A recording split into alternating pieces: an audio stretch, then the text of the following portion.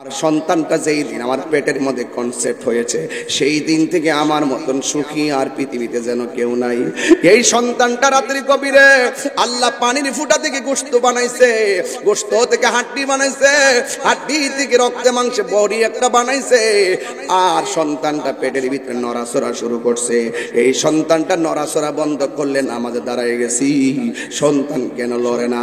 আবার যখন লড়ছে আবার নামাজে দাঁড়ায় গেছি, শুকরিয়া আদায় করলাম আমার সন্তানটা পেটে জিন্দা আছে। কিন্তু আমার সন্তানটা এই পেটের ভিতরে আমাকে এমন ভাবে লাথি মারে, লাথি মারার পর রাত্রে আমার ঘুম ভাঙ্গা যাইতো, এমন ভাবে আমার প্রতিটা দিন লাইতাইতো। আমার চোখের পানি পালাইয়া পালাইয়া সারাটা রাত আমি কাটাইছি। সকালবেলা চোখের পানিটা আমি মুইসা বাইরেছি, মানুষ যেন ধরতে না পারে, মানুষ যেন ধরতে না পারে। এই জন্য হাসি মুখে মানুষের সামনে আমি দাঁড়াইছি। আমার সন্তানের কষ্টের কথা সন্তানের বাপের কাছেও আমি বলি নাই, কারণ আমি তো মা, কষ্টের মা আমার না, আমি তো দুঃখিনী মা। এই জন্য আমি কাউরে বলি না গো নবী। আমার সন্তান যেদিন ভূমিষ্ঠ হয়েছে ওই দিন মানুষে বলছে আমার সন্তান নাকি ভূমিষ্ঠ হইয়া কান্দে, আমি নাকি মৃত্যুর মতন বেহুশ হইয়া গেছি। হঠাৎ করে সন্তানের চেহারা দেখছি, এরপরে আমার ব্যথা দূর হইয়া গেছে। এরপরে সন্তানটারে আমি রাত্রে বেলা ডানে রাখছি, ডানের বেলা পেশাব করছে আমি বামে রাখছি, বামে পেশাব করছে বুকের উপরে রাখছি। আল্লাহু আকবার কর না কেন? এমন ভাবে মারতল বিস্তা দিয়া শাড়ি কাপড় দিয়া ঘুরাইয়া ঘুরাইয়া একদিন না দুই দিন নয়, এমন ভাবে ডিউটির পর ডিউটি মা ঘুম হারাম করে বলাইছে, খাওয়ান পর্যন্ত বন্ধ করে দিছে। এই সন্তানটারে তিলে তিলে মানুষ করছি। আজকে সন্তানটা ছোট, খাইতে পারে না, আমি কামাইছি। আজকে সন্তানটা বেকার, রক্ত বেচ্চা লেখাপড়া করাইছি। আজকে সন্তানটা চাকরি হইছে, আমি বেকার হইয়া গেছি। আজকে সন্তানটার চাকরি হইছে, আমি বুড়া হইয়া অসল হইয়া গেছি। একটা মাত্র দিনের অপেক্ষায় সন্তানটারে তিলে তিলে মানুষ বানাইছি। একদিন আমারে দেখারে কেউ থাকবে না, আমি বুড়া হইয়া গেলে আমার সন্তান আমারে দেখে দেখে রাখবো রে। কিন্তু আমার সন্তান যেই মাত্র প্রতিষ্ঠা হইয়া গেছে ওই মুহূর্তে আমার সন্তান আমার কোনো খবর নেই না। সূরা শরীফে খবর নিয়ে দেখেন ৯০টা পরিবারে মা বাপ সম্মান পায় না, কথা কোন ঠিক না? এই জন্য যুবক এবার মহিলাটা ডাক দিয়ে বলি, ইয়া রাসূলুল্লাহ, আমি যত বয়স হয়েছে ততদিন পর্যন্ত আমার সন্তানটা আমার অবহেলা শুরু করেছে। আমার সন্তান আমারে এমন ভাবে আঘাত করেছে আমি আর সহ্য করতে পারি নাই। আমার প্রতি সন্তানের অত্যাচারের স্টিম রোলার যখন দেয়ালে পিঠ ঠেকে গেছে আমি আর সহ্য করতে পারি না। আমি আমার আল্লাহরে বলছি, আল্লাহ, যেই সন্তান আমার শেষ বেলা কান্দাইছে এই সন্তান রে তুমি কষ্ট দিও। আল্লাহ যে আমার ডাকটা শুননা কবরে কষ্ট দিতেছে, আল্লাহ যে আমি ফাগলনি ডাকটা শুনছে, এই জন্য আজকে আমি আনন্দিত। চিৎকার মেরে কি আল্লাহু আকবার বলা যাবে না? আল্লাহ, এই সন্তানের দেওয়া কষ্টে মার দোয়া তুমি কবুল কইরা তারে কষ্ট দিতেছো, কিন্তু মা তো কষ্টের কথা শুনে হাসতেছে, কিন্তু মহিলাটা তো মা তো কবর আযাবটা দেখে না। ও আল্লাহ, আমি তোমার কাছে ফরিয়াদ করি, কবরের উপর সানিটার আলোক করে দাও, যেন মহিলাটা তার সন্তানের কষ্টটা ডাইরেক্ট দেখতে পারে।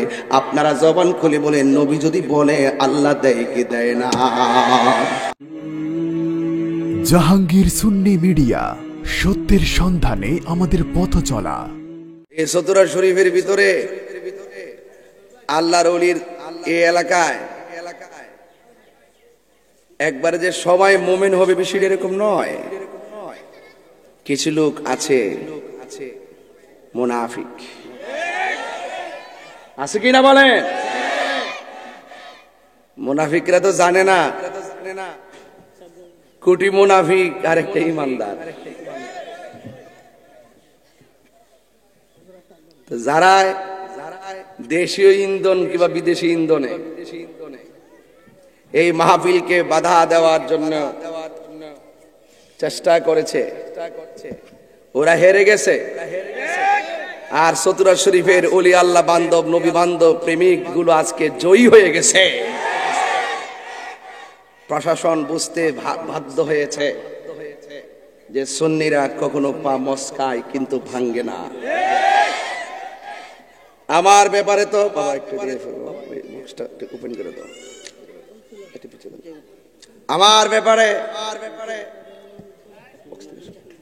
আমার ব্যাপারে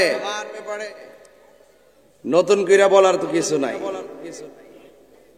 বহুত লোক আমারে এমনি ধরে রাখছে, আপনারা হয়তো জানেন না। আমি তাদেরকে পরিষ্কার ভাষায় বলে দিয়েছি, আপনি আমাকে ধরেন, আমাকে আক্রমণ করেন, আমাকে গালি দেন, নো প্রবলেম, কিন্তু আমার নবীর শানের বিরুদ্ধে কথা বলবেন, আপনি কি ক্ষমতাশালী ব্যক্তি তা দেখার সুযোগ আমার নাই। কথা বলেন না কেন? এই চতুরা শরীফ হলো এরকম একটা চ্যালেঞ্জিং ইমানি জায়গা। এখান থেকে আখাউড়া সুন্নিয়তের প্রচার হয়, পরিচালনা হয়। কথা বলেন ঠিক কিনা? এই অনেকগুলো সুন্নি যতগুলো দরবার আছে, তারাগণ দরবার শরীফ, চতুরা শরীফ দরবার শরীফ, যত প্রসিদ্ধ দরবার গুলো আছে, এই দরবার গুলো সুন্নিয়তকে পাহারা দেয়। কিছু কিছু মোল্লাদের মাদ্রাসা আছে আর সুন্নিদের দরবার আছে। তা আমরা কোনো অংশে ফালাই নেবেড়া না, তবে এতটুকু বলতে পারি সুন্নিরা ওদের মতন অভদ্র না। ঠিক কিনা বলেন? যুগে যুগে বহুত বাধার সম্মুখীন হয়েছি, কিন্তু আল্লাহর রহমতে বাধা হয়েছে যেখানে, লড়াইও হয়েছে সেখানে। আমার যে বিষয় দিয়েছেন, পাড়ার প্রতিবেশীর প্রতি সহানুভূতি। আপনার ঘরে যদি আগুন লাগে, চতুরা শরীফে যদি ঘরে আগুন লাগে, টাটমানদারির মানুষটা আসার আগে আপনার ঘরের পাশের লোকটা আগে আইব। এই জন্য যেই ব্যক্তি প্রতিবেশীর কাছে ভালো, সেই ব্যক্তি আল্লাহর কাছে ভালো। এই জন্য আমার যুবক ভাইয়েরা, দিনটা অনেক ছোট, খাওয়া দাওয়ার সঙ্গে কোনো জিয়ারত নাই।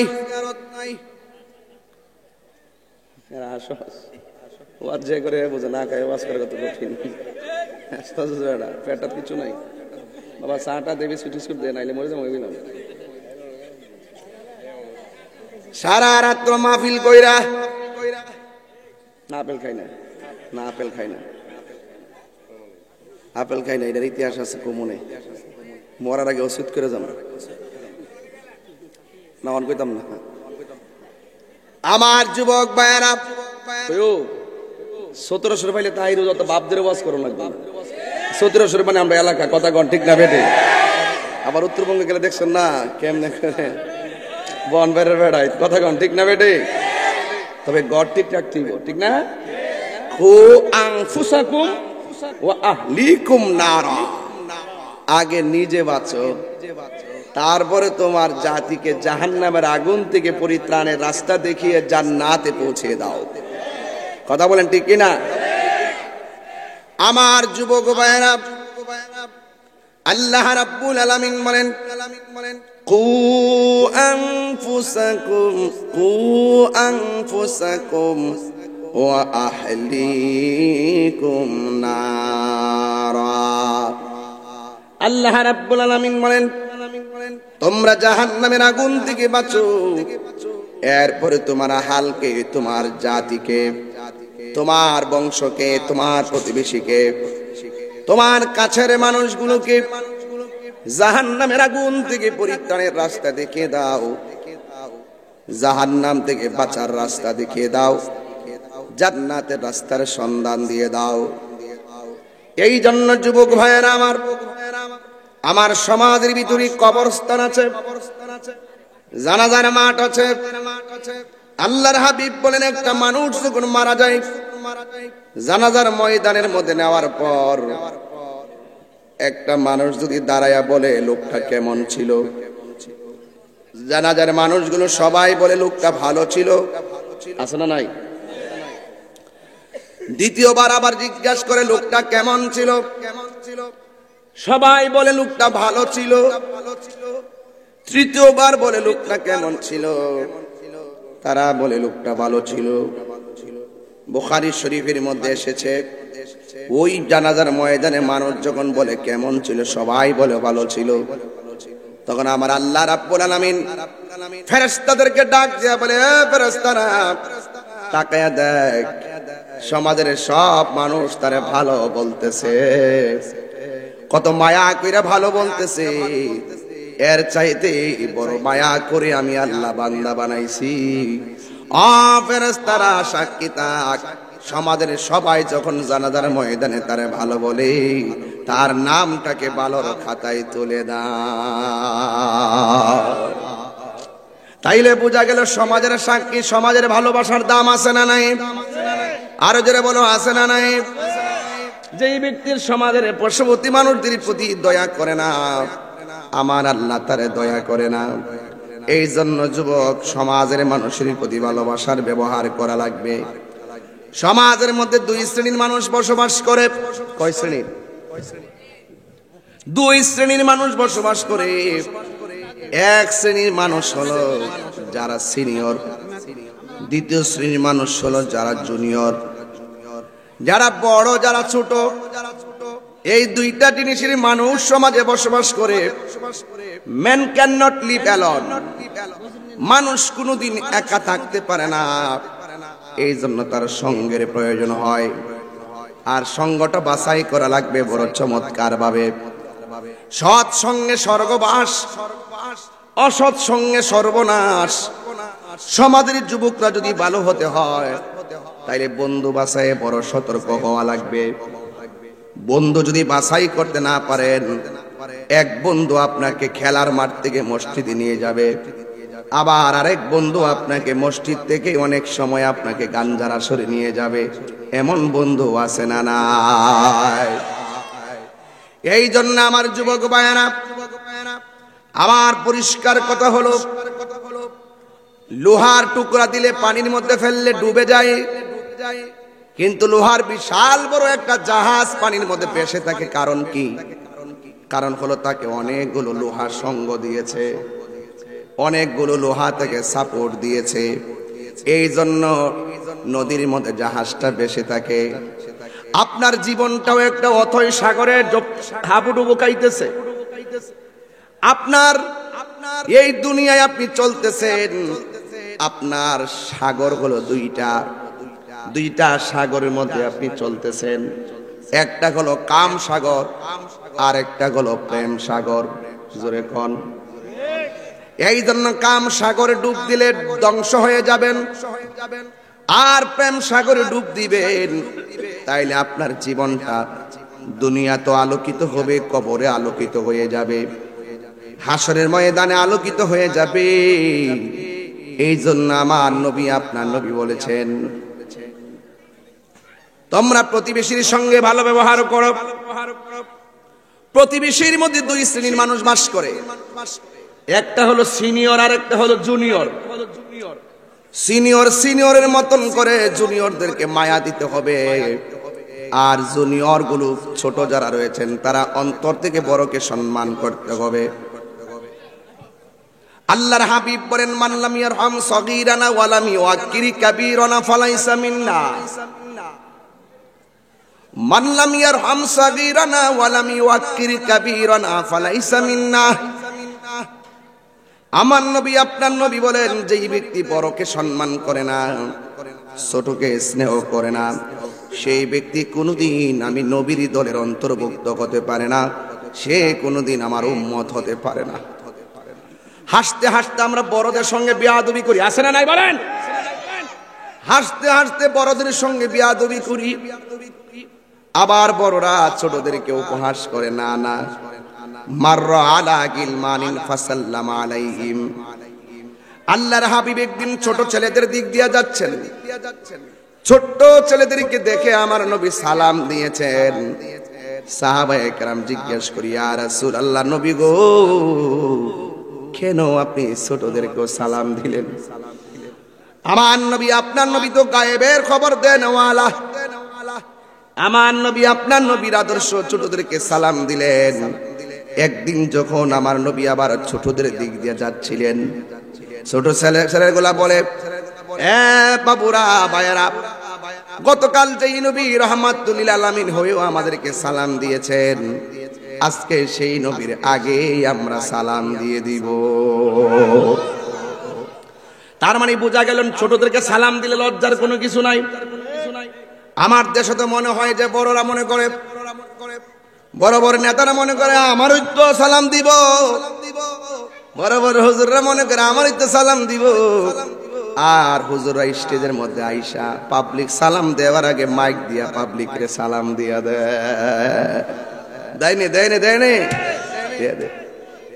এই জন্য বড়রা যদি ছোটকে সালাম দিয়ে কি হয় জানেন? এই ছেলেটা যতদিন বাচ্চা থাকবো আপনারে দেখলে আর সালাম দিতে দিবে না। এই ছেলেটা আপনি সালাম দেওয়ার আগে আপনারে সালাম দিয়ে দিবে। তাইলে ছোটদের জন্য বড়রা হলো শিক্ষক, উস্তাদ আগে শিখাইতে হয়। এ যুবক অনুরোধ করে বলে দিয়া যায়, সমাজের প্রতিবেশীর মধ্যে যদি সহানুভূতি তৈরি করতে হয়, এই ব্যাপারে আমার নবী আপনার নবী বলেছেন, সাহাবায়ে কেরাম, আমি কি তোমাদেরকে এমন একটা পদ্ধতি শিখাইয়া দিব না যেই পদ্ধতি তোমরা ধারণ করলে একজন আরেকজনের প্রতি ভালোবাসা তৈরি হবে? সুবহানাল্লাহ বলতেন না? বিষয় দিচ্ছেন এখন স্টেজের ভিতরে, দেখছেন কি সুন্দর বাজ করতেছে। ওই যে কইছিলাম যে এই রিখের দুইটাই ছিল, বক্স থেকে সরস না, ঠিক আছে, জ্বালায় দাঙ্গরা করলে মারহাবা কর। এই যে এইভাবে কথা বলি না, এটা ভালোবাসা, এর ভিতরে একটা ভালোবাসা। আপনি যত ভালোবাসবেন আপনি তত ভালোবাসা পাবেন। আপনি যত অহংকার করবেন তত ফায়ের নিচে যাইবেন। লা তামশি ফিল আরদি মারাহা, তোমরা জমিনে অহংকার করে চলো না, ঠিক কি না বলেন? ইন্নাল্লাহা লা ইউহিব্বুল মুতাকাব্বিরিন, আল্লাহ পাক অহংকারকারীকে পছন্দ করে না। হাত তুলে বলেন ঠিক কি না বলেন? নারায়ে তাকবীর, আল্লাহু আকবার, নারায়ে রিসালাত, নারায়ে গাউসিয়া, ইয়া গাউসিয়া, তোরা দরবার শরীফ, জিন্দাবাদ, মুফতি গিয়াসউদ্দিন তাহরীর সাহেব, জিন্দাবাদ, জিন্দাবাদ। অহংকার কিসের মূল? কথা বল। অহংকার কিসের মূল? এটা কি মোল্লার কথা না আল্লাহর কথা? আর জোরে বলেন কার কথা? যারা অহংকার করবে সামনে আসলে মানুষ তারে হয়তো ডরে বয়ে সালাম দিব, আর তার থেকে 3 হাত দূরে গেলে গা ওই জুতা দিয়ে ফিডাই। কথা কোন ঠিক কিনা? মানুষ আপনাকে সামনে নিন্দা করুক, পিছনে যদি আপনার প্রশংসা করে মনে করবেন আপনার অবস্থানটা ঠিক আছে। কিছু কিছু মানুষ আছে দেখবেন সামনে আসলে অনেক সুন্দর কথা বলে, পিছন দিক দিয়ে সমালোচনা করে। এই মানুষগুলো সমাজের ভালো মানুষ না। সবচেয়ে ভালো মানুষ পিছনে যাদের জন্য, পিছনের মধ্যে যারা মানুষের জন্য ভালো আচরণ করে। এই পৃথিবীতে সবচাইতে ভালো মানুষ হলো যারা পিছন দিক দিয়া আপনার প্রশংসা করবে, সামনে আসলে আপনাকে নিয়ে বেশি কথা বলবে না। সামনে যেই লোকটা প্রশংসা করে মনে রাখবেন সেই লোকটা বেশি সুবিধাজনক না। কারণ মুনাফিকরা সামনে আসলে ভালো কথা বলতো, পিছনে গেলে নিন্দা করতো। কথা বলেন ঠিক কিনা? এই জন্য আল্লাহ রাব্বুল আলামিন কোরআনে বলে দিয়েছেন, ওয়াইলুল লিকুল্লি হুমাসাতিল লুমাসা আল্লাযী জামা'a মালাহু ওয়া আদ্দাদা ইয়াহসাবু আন্না মালাহু আখলাদা কাল্লা লা ইউনবাযান্না ফিল হুতামা ওয়া মা আদরাকা মাল হুতামা নারুল্লাহিল মুকাদা আল্লাতী তাত্তালি'ু আলাল আফইদা ইন্নাহা আলাইহিম মুসাদাতুন ফি আমাদিন মুমাদ্দাদা। পৃথিবীর মানুষ, পৃথিবীতে এমন কিছু মানুষ আছে তারা আপনার পিছন দিক দিয়ে যায় বদনাম করে। এই বদনাম করা মুনাফিকগুলা সমাজের সবচাইতে একটা জায়গায় চলে, সেই জায়গার নাম হলো বাজার। জোরে কোন, জোরে কোন, জায়গার নাম কি? আল্লাহর হাবিব বলছেন, এই পৃথিবীর মধ্যে সবচাইতে নিকৃষ্ট জায়গার নাম হলো বাজার, আর সবচাইতে উত্তম জায়গার নাম হলো আমার আল্লাহর ঘর মসজিদ। ঠিক না বাবা? এই জন্য আমার যুবক ভাইয়েরা অনুরোধ করে বলে দিয়ে যায়, সমাজের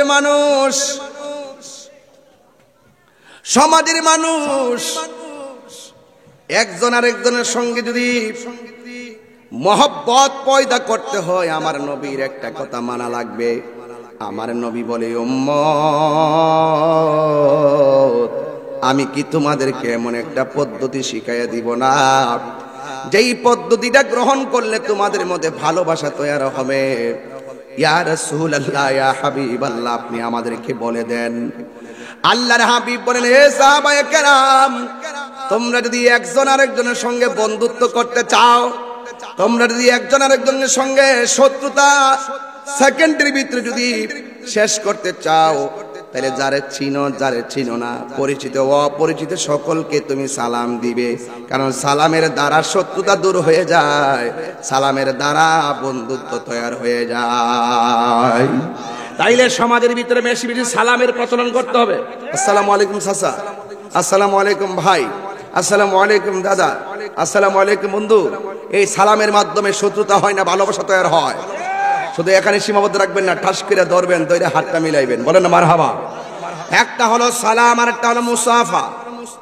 আল্লাহর হাবিব বলেন, যখন একজন আর একজনের সঙ্গে মুসাফা করে, মুসাফা করার সময় যখন হাতটা মিলাই, হাতটা মিলানোর সময় যখন মুসাফা কইরা হাতটা পৃথক করে ফেলে, দুইটা হাতের মাঝখান দিয়া দুইজনের সগীরা গুনাহগুলো আমার আল্লাহ মাটির মধ্যে জড়াইয়া দেয়। তাহলে এই মুসাফার দরকার আছে না নাই? মুআনাকার দরকার আছে না নাই? সালাম দিলে শত্রুতা দূর হয়ে যায়। এই জন্য প্রতিবেশীর মধ্যে সর্বপ্রথম ওয়াজ হলো, আপনারা একজন আরেকজনকে দেখলে সালাম দিবেন, মুসাফা করবেন, মুআনাকা করবেন। আর একটা কথা মনে রাখবেন, সমাজের ভিতরে দুই প্রকার মানুষ আছে। এক প্রকার মানুষ আবার ধনী, আর এক প্রকার মানুষ হলো তিন প্রকার মানুষ। এক প্রকার ধনী, আরেক প্রকার গরিব, আরেক প্রকার মধ্যবিত্ত। এই মানুষগুলো সমাজে বাস করে। যারা ধনী আছে এদের উপরে আমার আল্লাহ রাব্বুল আলামিন নামাজ যেমন ফরজ করেছেন, যাকাতটাও ফরজ করেছেন। নামাজ যেমন ফরজ, আমার যুবক ভাইয়েরা, আমার নবী, আপনার নবী রাহমাতুল লিল আলামিন আল্লাহ রাব্বুল আলামিন মানুষের উপরে নামাজ যেমন ফরজ করেছেন, পর্দাও ফরজ করেছেন, আবার যাকাতও ফরজ করেছেন। সমাজের প্রতিবেশীর মানুষ গরিবের প্রতি দয়া করে না, জীবের প্রতি যে দয়া করে না, আমার আল্লাহ তারে দয়া করে না। জীবের যে উপকার করে না, আল্লাহর পক্ষ থেকে সেও কোনো কল্যাণ পাবে না। এই জন্য সমাজের মধ্যে আরেকটা কাজ হলো, যাদের উপরে যাকাত ফরজ হয়েছে সুন্দর করে যাকাত গুলো দিয়ে দিবেন। কারণ যাকাত দেওয়া ফরজ। যাকাত দিলে আপনার সম্পদটা পবিত্র হয়ে যাবে। যাকাত দিলে আমার আল্লাহ সম্পদের মধ্যে বরকত দিয়ে দিবে। আমার সমাজের মানুষ মনে করে যাকাত দিলে বুঝি গরিবের প্রতি করুণা করা হয়। না না, করুণা নয়, এটা গরিবের অধিকার। আপনি যাকাত দিলে আপনি বাঁচবেন, আপনার সম্পদ পবিত্র হবে। আর আপনি যদি যাকাত না দেন, খোদার দরবারে গজব আছে না নাই? হাসরের ময়দান যেদিন কায়েম হবে, অনেকগুলো সাপ দুরানি দিবে। একটা নয়, দুইটা নয়, কোটি কোটি সাপ দৌড়ানি দিবে। আল্লাহু আকবার কর না কেন? কোটি কোটি সাপ দৌড়ানি দিবে। এবার মানুষ সাপের ডরে দৌড় দিবে। সূরা শরীফের ঘরের ভিতরে একটা সাপ দেখলে রাতের বেলা ঘরে ঘুমায় না। সাপ অনেক ভয়ঙ্কর জিনিস। হাসরের ময়দানে যখন সাপগুলা দৌড়ানি দিবে, কোটি কোটি সাপ, এরপরে মানুষ দৌড়তে থাকবে। দুনিয়ার মধ্যে পলায়া কিছুদিন থাকা যায়, কিন্তু ওই হাসরের ময়দানে পালাইবার কোনো জায়গা নাই। ওই সাপের দৌড়ানিতে মানুষ দৌড়তে দৌড়তে পেরেশান হয়ে যাবে। ঝাঁকে ঝাঁকে সাপগুলো তাকে ধাওয়া করবে। যখন শেষ পর্যন্ত দাঁড়ায়া যাবে, ওই মুহূর্তে সাপে বলবে হাতটা সামনে বাড়া। এবার সাপের ডরে হাত সামনে বাড়ায়া দিবে। সবগুলো সাপ হাত দিক দিয়ে ওইটা ডাক দিয়ে বলবে জবানটারে খুল। জবানটারে খুলবে। খোলার পরে সাপগুলো মুখ দিয়া পেটের ভিতরে যাবে। এমন সাপ ভিতরে ঢুকবে, পেটগুলো বিশাল বড় বড় হয়ে যাবে। ওই মুহূর্তে আমার নবী, আপনার নবী আল্লাহরে ডাক দিয়ে বলবেন, আল্লাহ এই সমস্ত মানুষগুলা কে যাদের পেটের ভিতরে সাপ? এবার আমার আল্লাহ রাব্বুল আলামিন বলবেন, বন্ধু এরা হলো ওই সমস্ত বান্দা যারা দুনিয়ার মধ্যে হারাম খাইছে, সুদ খাইছে, ঘুষ খাইছে, যারা অন্যায় ভাবে হক মেরে খেয়েছে। এই অবৈধ টাকাগুলো এখন পেটের ভিতরে আমি আল্লাহ সাপ বানায় ঢুকাইয়া দিয়েছি। এই জন্য যুবক, সমাজের প্রথম কাজ হলো গরিবের মধ্যে দারিদ্র মোচন করা। আপনি কুরবানির সময় কুরবানি দিবেন, বাবা কি মস্তানি, বড় গরু না আনলে জমে না, ফ্রিজের মধ্যে না হান্দাইলে জমে না। বড় গরু জবাই কইরা রানটা খুললা নিয়া ঘরের মধ্যে খাওয়ান বসায় দিলেন। অথচ আপনি দক্ষিণ বিডার মধ্যে খাওয়ানটা বসায় দিছেন, আর দক্ষিণা বাতাস উত্তরের গরিবের নাকের মধ্যে গোশতের গ্রানটা লাগাইয়া দিছে। আর গরিবের সন্তানরা বলতেছে, আম্মা আমরার ঘরে কি গোশত রান্না হবে না? প্রতিবেশীর মতো প্রতিবেশী যদি হতে চান, যাকাতের টাকা সুষম বন্টন নীতির আলোকে গরিবের ঘরে পৌঁছাই দিতে হবে। আর আপনি যদি প্রতিবেশীর সঙ্গে ভালো ব্যবহার না করেন, তাইলে আল্লাহর দরবারে জবাব দেওয়া লাগবে।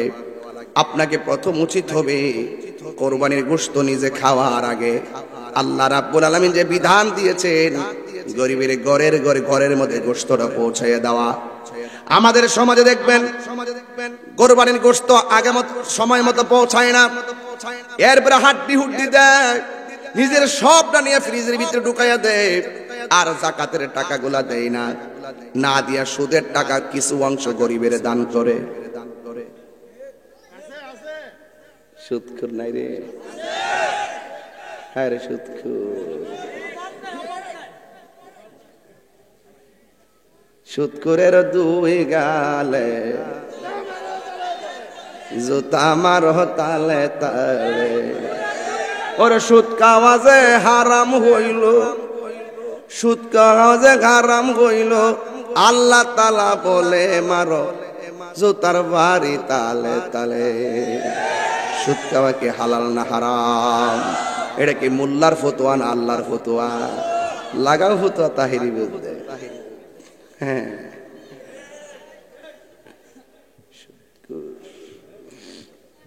হায় রে সুদখোর, সুদখোর। সুদ খাওয়া কি হালাল না হারাম? যেই ঘরে সুদ চলে সেই ঘরে শান্তি থাকে না। যেই গ্রামে সুদ চলবে সেই গ্রাম শান্তি হবে না। যেই দেশে সুদ চলে সেই দেশে শান্তি আসবে না। কাগজে লিখে রাখেন।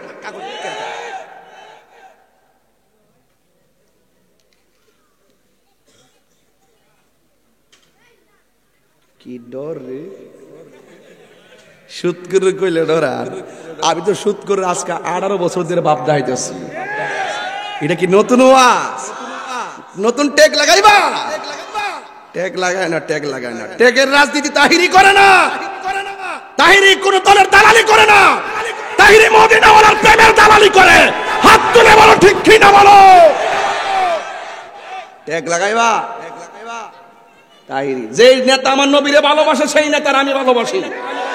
যে আমার নবীরে ভালোবাসতো না তারা আমি ভালোবাসি না। এটা কি আমার অপরাধ? হাত নামা রাখছেন, বুঝালাইছি কিছু ঢুকছে। দুই হাত সোজা করেন না, কেন আল্লাহু আকবার বলেন না কেন? তাকবীর দিব। আমি দিকে বেহুব সিলেটাছি, সবাইকে বেহুব রে।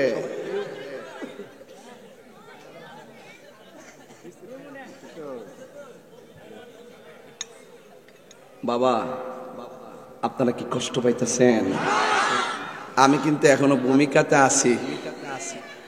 সাইজ করে নাম মারহাবা জোরে কোনে গেলে গা আর জোরে মারহাবা গন আমার জীবন মরণ সাজ কোন সুদকুর আমার লোকে থাকার দরকার নাই কোন গুসকুর আমার সাইডে ফাইডে দরকার নাই আমার নবীর প্রেমিক দরকার হোক রিকশাওয়ালা হোক সিএনজিওয়ালা কোদাল দিয়ে মাটি কাটনেওয়ালা সে গরিব হোক এটাই আমার মাথার তাস কথা বলে না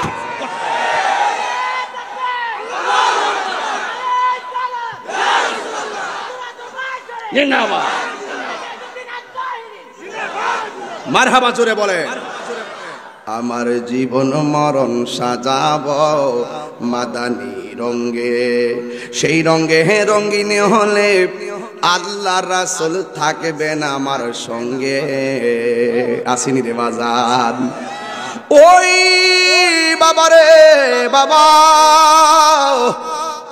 মদিনার রং কারে কয় এটাই তো বুঝেন নাই হাইরে সুন্নত তরিকা দিয়া নিজের সাজাও হৃদয়টারে মদিনা ওয়ালার প্রেম বাগান বানাও ঠিক কিনা সমাজের ভিতরে সমাজ ঠিক গ্রাম ঠিক কথাগণ ঠিক কিনা তাইলে এখন থেকে ওয়াদা করেন নামাজের দরকার আছে না নাই আরো জোরে একজন আরেকজনের সাথে দেখা হইলে মাথার নোয়াই যাবেন গা ঠিক কিনা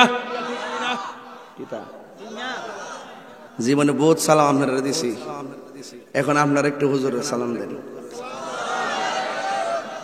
এটার নামই ভালোবাসা এটাই প্রেম আর এটাই শান্তি আনতে পারে রাসূল বলছেন তোমরা একজন আরেকজনের সঙ্গে বেশি বেশি সালামের প্রচলন করো আমরা তো মনে করি ইমাম সাহেব তো আমরা সালাম দিব বলে কাজ করেন না যে আগে সালাম দিতে পারবে না হ্যাঁ জিতে গেছে মারহাবা জোরে কোন গেলে গা যে আগে সালাম দিতে পারছে সে জিতে গেছে মারহাবা বলেন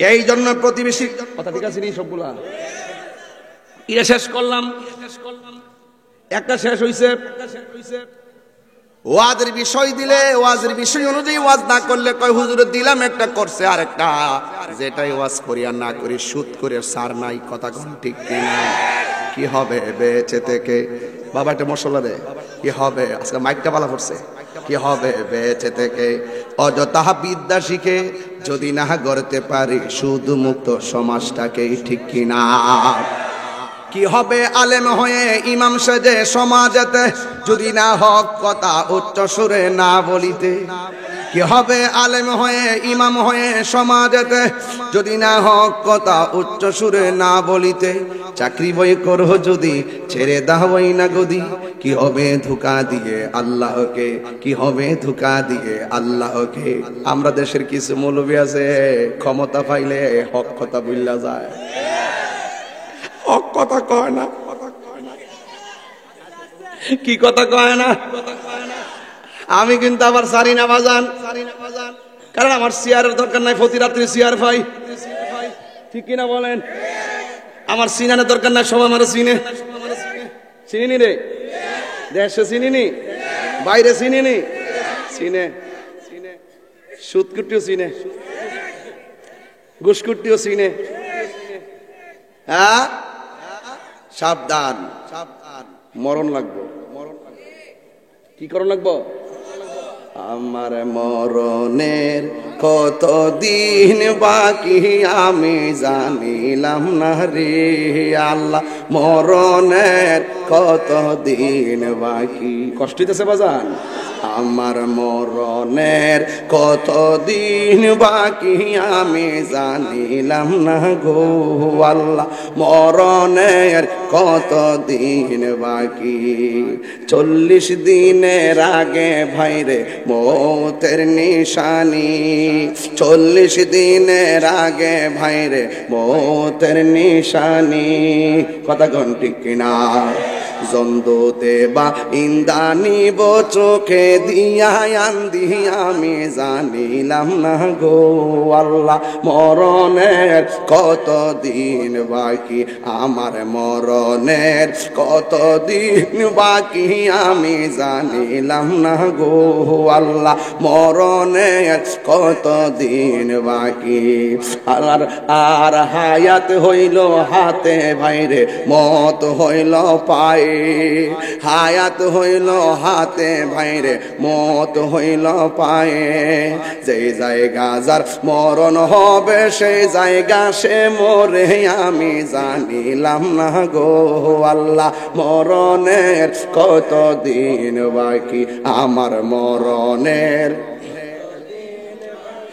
আমি জানিলাম না গো আল্লাহ। মরণের কত দিন বাকি আমার মরণের আমি জানিলাম না গো আল্লাহ। মরণের কত দিন বাকি, জোরে জোরে কি আল্লাহু আকবার বলা যাবে না? আরে গলা আছে দেখে গলাবাজি করি, শক্তি আছে দেখে শক্তি দেখায়। এমন কত কণ্ঠওয়ালা বক্তা মাটির নিচে ঘুমাইয়া রইছে, এমন কত টাকাওয়ালা মাটির মধ্যে পড়া রইছে। এতক্ষণ যে কথা বলছি একটাও নিজের স্বার্থে বলি নাই। আপনি যদি সারা জীবন হারাম খান আমি আপনারে ফিরাইতাম পারতাম না। আপনি যদি সারা জীবন সুদ খান আমি আপনাকে ফিরাইতে পারতাম না। আপনার স্বাধীনতা আছে, কিন্তু একটা কথা মনে রাখতে হবে, দুনিয়া ছেড়ে চলে যাওয়া লাগবে। কোথায় মরবেন আমিও জানি না, আপনারাও কেউ জানেন না। গায়ের রংটা পরিবর্তন হয়ে গেছে, গায়ের রংটা পরিবর্তন হয়ে গেছে। একটা দিন আমরা টের পাইলাম না রে বাবা। এই জন্য গজলের মধ্যে এই কথাটাও আছে, বাজান কইয়া দিয়া যায়।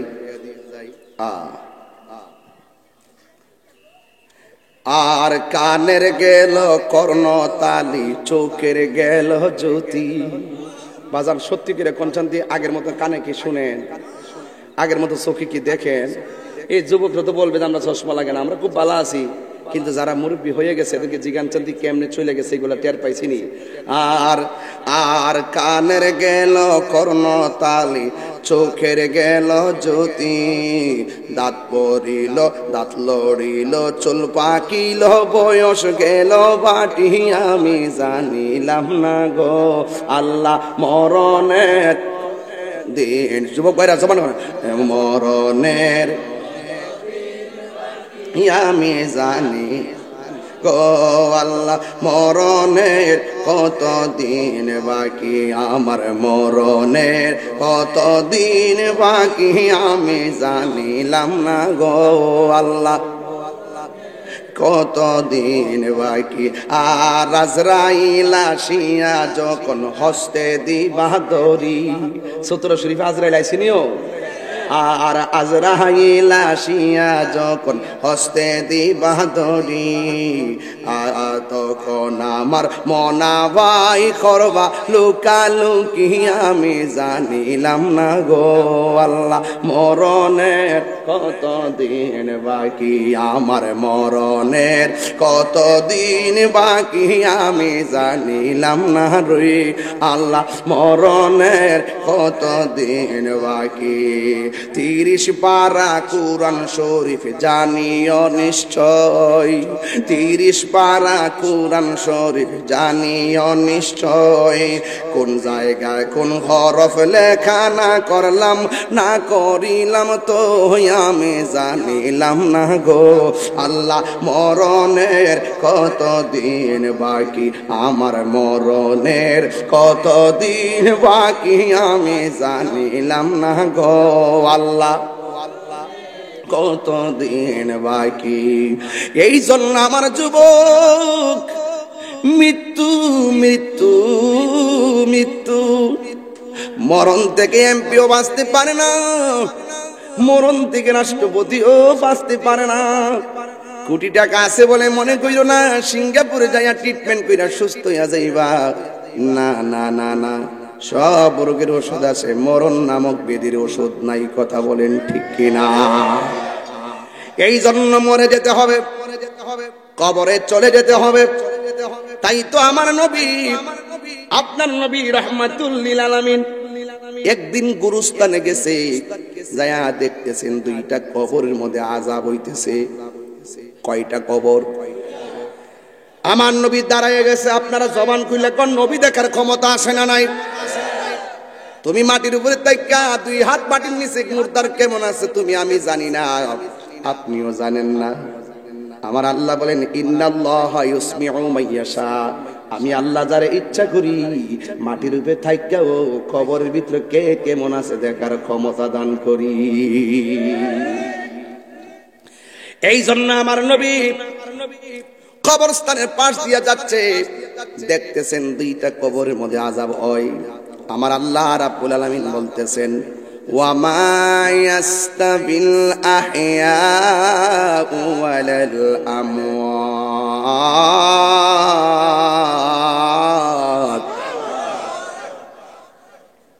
ওয়া মা ইয়াস্তাবিল আহইয়াউ ওয়ালাল আমওয়াত।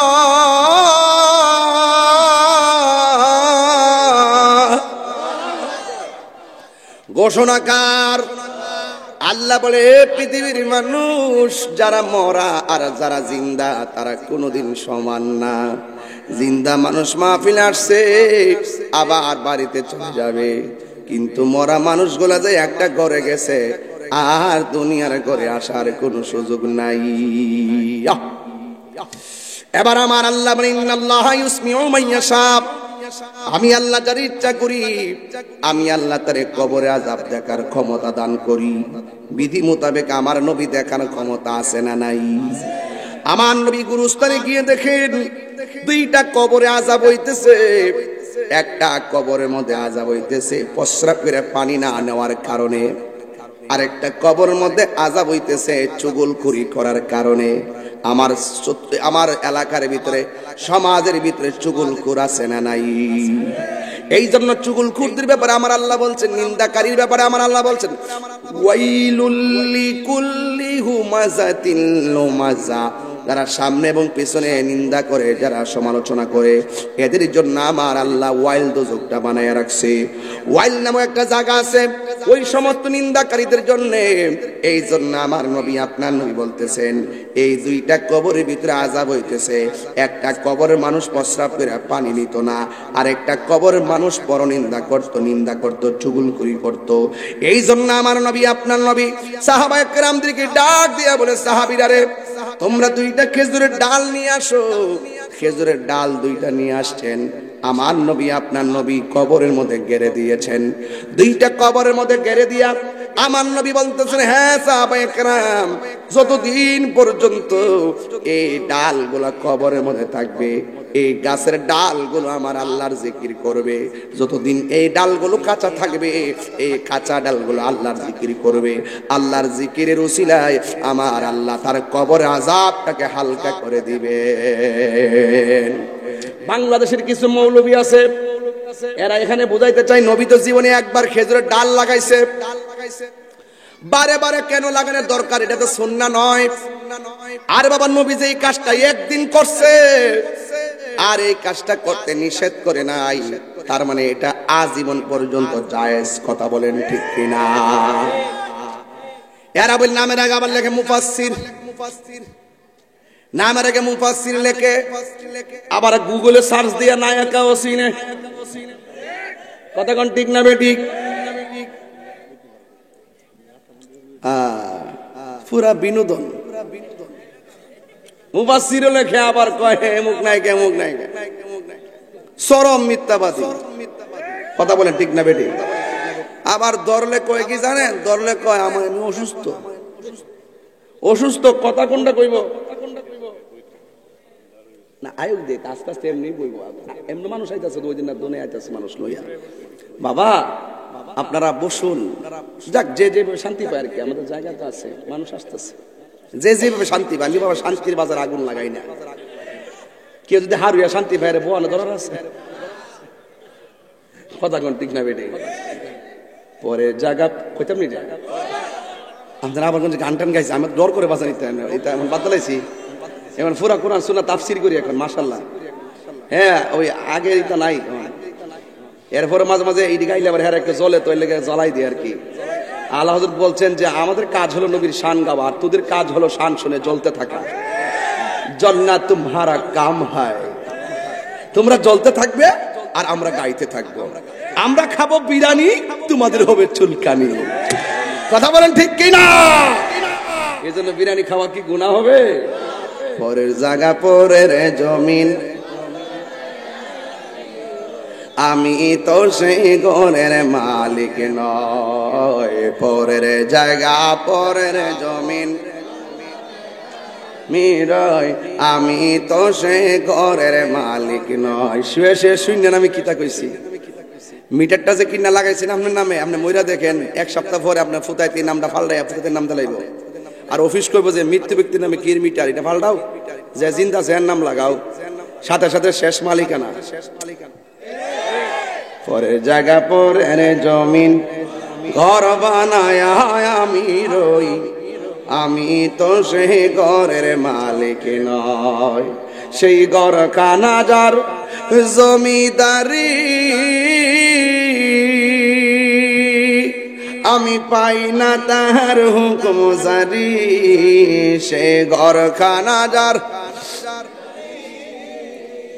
আমি পাই না তাহার হুকুম জারি। আমি ইনা জমিদারের দেখা, আমি পাই না জমিদারের দেখা। মনের জ্বালা কারে কই। এই সাইডের আওয়াজটা ভালো আছে, আর এই সাইডটা ঘুমিয়ে গেছে। আরে পরের জায়গা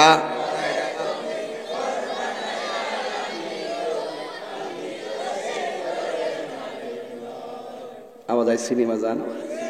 আসলে সত্যিকার কঞ্চন্দি, এই গড়টা কি আসল গড় না নকল গড়? আর কবরের গড়টা আমরা নকল ঘরের লেগে কি টাইলস লাগাইছি, নকল ঘরের মধ্যে কি সুকেস ঢুকাইছি, নকল ঘরের মধ্যে কি সুবা ঢুকাইছি, নতুন ঘরের মধ্যে কি লেপ তুসুক লাগাইছি, অথচ আসল ঘরটা কি লেপ আছে? কেডা কইছে নাই? বাপ রে বাপ, কি তারে কইতা ডাইরেক্ট আমার আল্লাহ জান্নাত থেকে জান্নাতের বিছানা পাঠাইব। গাঞ্জা খাইলে বিছানা পাওয়া যাইব, সুদ খাইলে পাওয়া যাইব। রাস্তা কয়টা? জোরে রাস্তা কয়টা? আমি কয়ে গেছি সমাজে 2 শ্রেণীর লোক বাস করে, একটা সিনিয়র একটা জুনিয়র। সিনিয়রের কাজ হলো জুনিয়রকে স্নেহ করা, আর স্নেহ ছোটদের কাজ হলো বড়দেরকে সম্মান করা। এই দুইটা জিনিস যখন থাকবে সমাজে আর ঝগড়া হইতো না, সমাজে মারামারি হইতো না। আজকে তুচ্ছ ঘটনাকে কেন্দ্র করে এক ভাই আরেক ভাইরে মাইরে ফেলাইতেছে। কথা ঠিক 10 টাকার জন্য মানুষ মাইরে ফেলা আছে না নাই বলেন? জমিদারের ইচ্ছা মতো দেই না জমি চাষ, তাই তো ফসল ফলে না আর দুঃখ 12 মাস। জমিদারের ইচ্ছা মতো, কেউ ক্ষেত্রের মধ্যে পানি না দিলে কি ধান লাগান যাব? কেউ লাগান যাব? আমি কি এই ক্ষেত্রের কথা কইছি? আমি দেহ জমিনের কথা কইছি। আমি কই দেহ জমিনের কথা, আর হে বুঝে যায় এই ক্ষেত্রে বুড়ো ক্ষেত্রের কথা। তাহলে আমার শানের অর্থ কিতে পাইব? আমি শান গাইছি প্রেমের আগুন জলে দ্বিগুণ রে। হ্যাঁ মনে করছে আমি বুঝি সতুরা শরীফের চুলার আগুনের কথা কইছি। আমি কই প্রেমের আগুন, হে বুঝে চুলার আগুন। তাহলে আমার লগে আর মিলব? পার্থক্য করে ইহান এটা বুঝা লইন, তাইলে আমার ওয়াজ বুঝবেন, নাইলে ওয়াজ বুঝতেন না। জমিদারের ইচ্ছা মতো দেই না জমি চাষ, তাই তো ফসল ফলে না আর দুঃখ 12 মাস। আমি খাজনা পাতি ছবি দিলাম, তবু জমিন আমার হয়ে যে নিলাম। আমি খাজনা পাতি তবু জমিন আমার হয়ে যে নিলাম। আমি চলি যে তার মন জোগায়া, আমি চলি যে তার মন জোগায়া, দাকিলাই মিলে না সই, আমি তো সেই ঘরের মালিক নই। পরের জায়গা পরের জমিন, আমি তো সেই ঘরের মালিক নয়, আমি তো সেই ঘরের মালিক নয়। জোরে জোরে কি আল্লাহু আকবার বলা যাবে না? বন্ধুরে আমার ও সতরা শরীফের বাবারা, আমার নবী গুরুস্থানের মধ্যে যাইয়া কবরে আযাব দেখলেন। এমন ভাবে আমার নবী আরেকদিন একটা নতুন গুরুস্থানে গেছে, যে এই গুরুস্থানে বেশি লাশ দাফন হয় নাই। আমার নবী গুরুস্থানের ভিতরে ঢুইকা সব কবরের দিকে তাকায় দেখতেছেন, প্রত্যেকটা লাশের নিচে জান্নাতের বিছানা বিছায় রাখছে। এই গোরস্থানটার দাম কম না বেশি? হাই রে, নবী যখন উম্মতের সুখ দেখে নবী সুখী, নবী যখন উম্মতের কষ্ট দেখে নবী কষ্ট পাই, নবী যখন দেখে উম্মত নাফরমানি করে নবী বড় কষ্ট পায়। ও যুবকের দল শূন্য যান, আমার নবী নতুন গোরস্থানের মধ্যে গেল, যাওয়ার পরে আমার নবী তাকায়া দেখতেছে সবগুলা কবরে মুর্দারের নিচে জান্নাতের বিছানা বিছায় রাখছি, আর সবগুলা মানুষ একবারে সুন্দর করে ঘুমায়া রইছে। যখন সব ঘুমায়া রইছে নবী আমার মুস্কি হাসতেছেন, হঠাৎ করে আমার নবী একটা কবর দেখলেন। এই কবরটা দেখা আমার নবী চোখের পানি ফেলে কান্না শুরু করলেন। সাহাবায়ে কেরাম নবীর অস্থির দেখলে মনে কষ্ট পাইতো, সাহাবায়ে কেরাম নবী কাঁদলে সাহাবায়ে কেরাম ব্যথা পাইতো। কেন নবী কান্দে? সাহাবীরা তো এমন সাহাবী, নবীরে ডাক দিয়ে কই, নবী গো এতক্ষণ আপনি হেসেছেন, এখন কেন আপনি কান্না করতেছেন? আমার নবী আপনার নবী বলে, আমি যাহা জানি তোমরা তা জানো না গো, আমি যাহা দেখি তোমরা তা দেখো না। তাড়াতাড়ি যাও বাজারে, মারহাবা কোন করে, তাড়াতাড়ি যাও বাজারে, বাজারে যাইয়া সুন্দর করে একটা এলান করে দাও, এই গুরুস্থানে যত মানুষের আপনজন দাফন করা হয়েছে ওই মানুষগুলো, জীবিত মানুষগুলা প্রত্যেকের কবরের পারে দাঁড়াইবার জন্য আমি নবী এলান করলাম। বাজারের মধ্যে যাই এলান করে দিল একটি বিশেষ বিজ্ঞপ্তি, এই গুরুস্থানে যাদের আত্মীয় স্বজন শোয়াইছেন তারা সবাই যার যার কবরের পারে দাঁড়াইবেন। এবার আপনজনরা ওই মৃত ব্যক্তির কবরের পারে যাইয়া দাঁড়াইছে, আর আমার নবীর সাহাবীরা ওই কবরটার দিকে তাকায় রইছে। যেই কবরের পারে যাইয়া নবী চোখের পানি ফালাইয়া কাঁদছে, আল্লাহু আকবার কোন না কেন? ওই বন্ধুরে রাত্রি 11টা হইলে বুঝতেন আমি কোন জায়গায় টাচ দিয়েছি, চোখের পানি ফালাইয়া কাঁদতেন। দিনের বেলা মনোযোগী করা বড় কঠিন হয়ে যাবে, এরপর আপনারা নীরব হয়ে বসে গেছেন। বন্ধুরা রে আমার, ও সতরা শরীফের বাবারা, ও তন্তর ভাটা মাতার বন্ধু গো, ও রানীখার নূরপুর রুটির বাবারা, যত জায়গা থেকে আপনারা এসেছেন, আমার নবী আপনার নবী তাকায় রইছি। যেই কবর পারে আমার নবী যাইয়া কাঁদছে, ওই কবরের পারে কে আসে? সাহাবায়ে কেরাম অপেক্ষা করতেছে। হঠাৎ করে তাকায় দেখেন একটা বুড়া মহিলা লাঠি ভর করে করে কবরের পারে আইসা দাঁড়ায় গেছে। জোরে জোরে কি আল্লাহু আকবার বলা যাবে না? এবার নবী ডাক দিয়া বলে, মা আপনি যে কবরের পারে এসে দাঁড়াইছেন, যে কবরে শুয়ে রইছে সে আপনার কি লাগে? মহিলাটা ডাক দিয়ে কয়, এটা আমার সন্তান লাগে। দেখছেন নি পৃথিবীর নির্মম ইতিহাস, মার আগে ছেলে মারা যায়, ছেলের আগে মা মারা যায়, ভাইয়ের আগে ভাই মারা যায়, এমন ইতিহাস আমার আল্লাহর দেওয়ার সিস্টেম রে। এই জন্য অহংকার করার মতন কোনো কারণ নাই। মৃত্যু এমন একটা মৃত্যু, যেই মৃত্যু আপনাকে গ্রাস করবে, মাটির নিচে ঢুকলেও মৃত্যু আপনাকে ধরবে, আপনাকে সব জায়গায় গেলে আপনাকে ধরবে। এই জন্য আমার যুবক, আমার নবী মহিলাটার ডাক দিয়া বলে, মা মা এই গুরুস্থানে সবাই যার যার কবরের পারে দাঁড়াইছে, আপনি কে গো? আপনি কবরের পারে দাঁড়াইলেন। এবার মহিলাটা ডাক দিয়া কয়, এই কবরে যে শুয়ে রইছে এই সন্তানটা আমার সন্তান, আমার ছেলে সন্তান আল্লাহ নিয়ে গেছে। এবার নবী ডাক দিয়া বলে, মা আপনি জানেননি কবরের মধ্যে আপনার সন্তান কেমন আছে? মহিলাটা ডাক দিয়া বলে, না না আমি জানি না, আল্লাহ এবং নবী ভালো জানে। এই কথা বলার পরে নবী ডাক দিয়ে কয়, মা গো এই গুরুস্থানে সব পোলাপান জান্নাতের গালিচায় ঘুমাইতেছে, একমাত্র আপনার সন্তানটা জাহান্নামের গালিচায় ছটফট করতেছে। এবার মহিলাটা শূন্যায় মুস্কি মুস্কি হাসতে শুরু করলো। এই পৃথিবীর মধ্যে সন্তানের কষ্ট দেখলে মা সহ্য করতে পারে না, অথচ এই মহিলা কবর পারে যাইয়া শুনছেন সন্তানটা জাহান্নামের গালিচায় আছে। এই কষ্ট শুইনাও মহিলাটা মুস্কি মুস্কি হাসতেছেন, হাসতে হাসতে আনন্দ উল্লাস করতেছেন। আল্লাহু আকবার কেন? এবার আমার নবী, আপনার নবী রহমাতুল লিল আলামিন গো ডাক দিয়া বলে, হে মা, আপনি কেন হাসতেছেন? সন্তানের ব্যথার কথা শুনলে কোনো মা তো হাসতে পারে না, অথচ আপনার সন্তান কবরের মধ্যে আযাবে আছে, আপনি কেন হাসতেছেন? এই মহিলাটা ডাক দিয়া কে, নবী গো, আমার মতো খুশি আজকে আর কেউ নাই। কই কেন? সন্তানের কষ্ট দেখে তুমি কেন আনন্দিত? ওই মুহূর্তে মহিলাটা ডাক দিয়ে কে, ইয়া রাসূলুল্লাহ, ইয়া হাবিবাল্লাহ, আমার সন্তানটা যেই দিন আমার পেটের মধ্যে কনসেপ্ট হয়েছে, সেই দিন থেকে আমার মতন সুখী আর পৃথিবীতে যেন কেউ নাই। এই সন্তানটা রাত্রি গভীরে আল্লাহ পানির ফুটা থেকে গোশত বানাইছে, গোশত থেকে হাড্ডি বানাইছে, হাড্ডি থেকে রক্তে মাংসে বড়ি একটা বানাইছে, আর সন্তানটা পেটের ভিতরে নড়াচড়া শুরু করছে।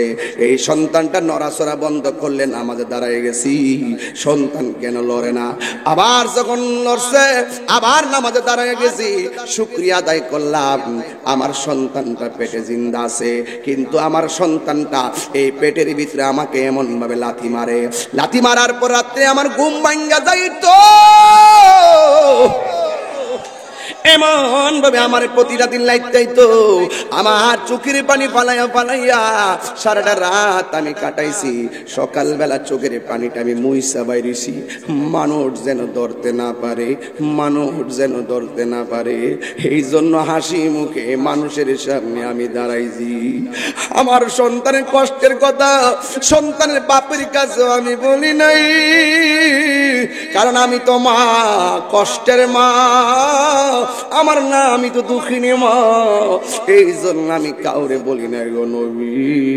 আমার সন্তান যেদিন ভূমিষ্ঠ হয়েছে, ওই দিন মানুষে বলছে আমার সন্তান নাকি ভূমিষ্ঠ হইয়া কান্দে, আমি নাকি মৃত্যুর মতন বেহুশ হইয়া গেছি। হঠাৎ করে সন্তানের চেহারা দেখছি, এরপরে আমার ব্যথা দূর হয়ে গেছে।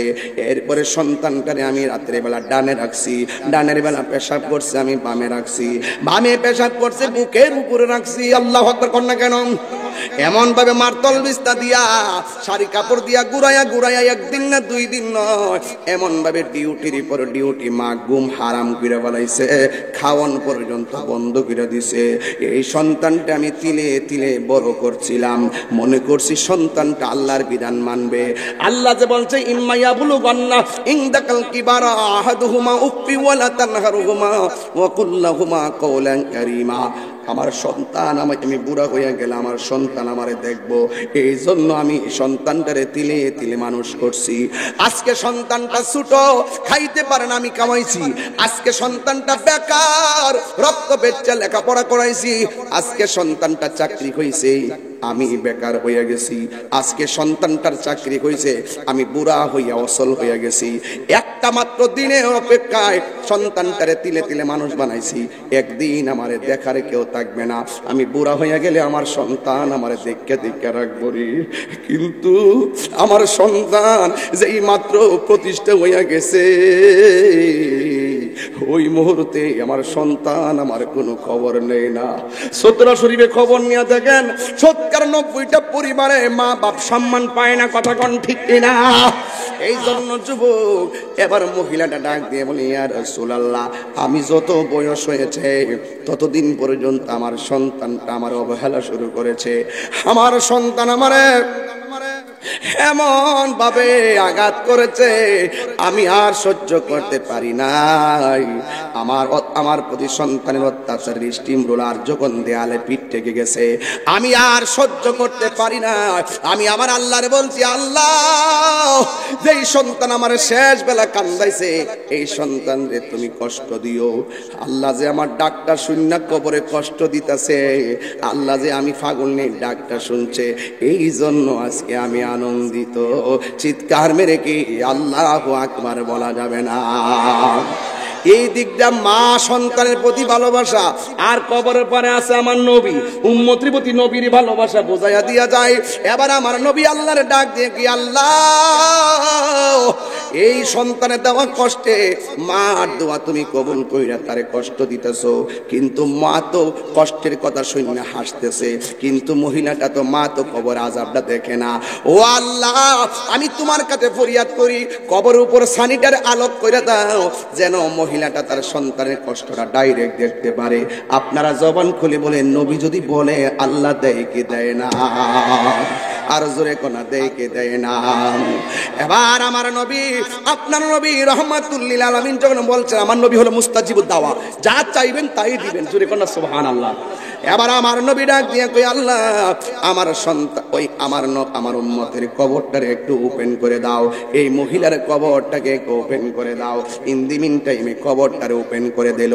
যেই মাত্র মহিলা দেখতেছে কবরের ভিতরে এমন ভাবে আযাব চলতেছে, তখন মহিলাটা কি করছে জান? মহিলাটা আর থাকতে পারে নাই।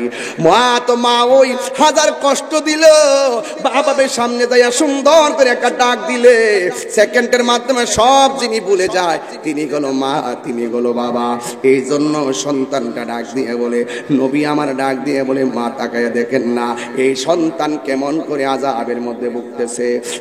যুবক ভাইরা, ইন্তিমিন টাইমে আমার নবী যখন এই কবরটা আলোক করাইছেন, ওই মা সন্তানকে দেখে চিৎকার মারছে, আল্লাহ ও আল্লাহ গো, আমি যদি আগে জানতাম আমার সন্তানরে বদদুয়া দিলে এমন ভাবে জ্বালাইবা, কোনদিন আমি আমার সন্তানরে বদদুয়া দিতাম না। এই মার কথা শুনে নবী আবার আল্লাহরে ডাক দেখে, আল্লাহ ও আল্লাহ, ওই মা সন্তানের জন্য যে আফসোস করতেছে, আমি আমার উম্মতের জন্য আমি তোমার কাছে ফরিয়াদ করি, আমার উম্মতের তুমি আসান দিয়ে দাও। মা যখন বলছে আল্লাহ তুমি ক্ষমা করে দাও, কথাটা বলতে দেরি আমার আল্লাহ কবরের ভিতরে জান্নাতের গালিচা বিছায়া দিতে দেরি করে নাই। আর জোরে গান আল্লাহু আকবার। মাগো তোমার মতো লয় না কেহ আমায় কোলে টানি, আঁচল দিয়ে মুছে না কে, আঁচল দিয়ে মুছে না কেউ আমার চোখে পানি, হায়রে মা জননী আমার, হায়রে মা জননী, বলে না হায়রে মা জননী আমার, হায়রে মা জননী। এ আব্বুরি এখন মা জিন্দা আছে দেখে, নবী দেখছে দেখে না ক্ষমার ব্যবস্থা হইছে। এমন অনেক সন্তান মারে কষ্ট দিয়া কবরে চলে গেছে আর বাড়ি গাইতেছে। এমন অনেক মা সন্তান কষ্ট পায়া মা দুনিয়া থেকে বিদায় হয়ে গেছে, মার কাছ থেকে ক্ষমা চাওয়ারও সুযোগটা পাই নাই।